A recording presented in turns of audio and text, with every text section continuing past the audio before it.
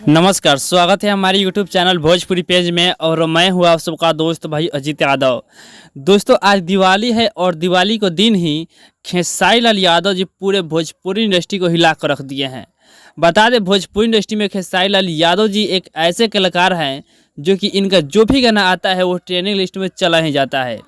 खेसारी लाल यादव जी का आज सुबह सुबह सारेगामा भोजपुरी चैनल से महिमा महान गाने को रिलीज़ किया गया है और ये भी गाना अभी म्यूजिक के टॉप सेक्शन पे 26 नंबर पे ट्रेंड कर रहा है, जो कि इस गाने को सारेगामा भोजपुरी चैनल पर रिलीज किया गया है। और इस गाने को बहुत ही अच्छा खासा रिस्पांस भी मिल रहा है। 9 घंटे में व्यूज दिखा रहा है 12 लाख, लेकिन 12 लाख से रियल टाइम में ज़्यादा इस गाने पे व्यूज है।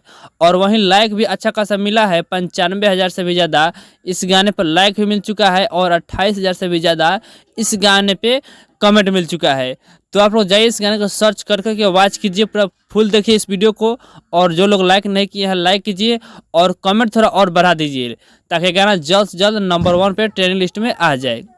तो अभी का यही अपडेट है। इसके बारे में क्या कहना चाहते हैं आप लोग हमारे कमेंट बॉक्स में अपना राय जरूर बताइएगा। बाकी इस वीडियो के यही समाप्त करते हैं, फिर मिलते हैं किसी नए अपडेट के साथ। तब तक चैनल सब्सक्राइब नहीं किए होंगे तो चैनल सब्सक्राइब जरूर कर लीजिएगा, क्योंकि इस चैनल पर खेसारी लाल यादव का हर अपडेट सबसे पहले आपको मिलेगा। जय हिंद, जय भोजपुरी।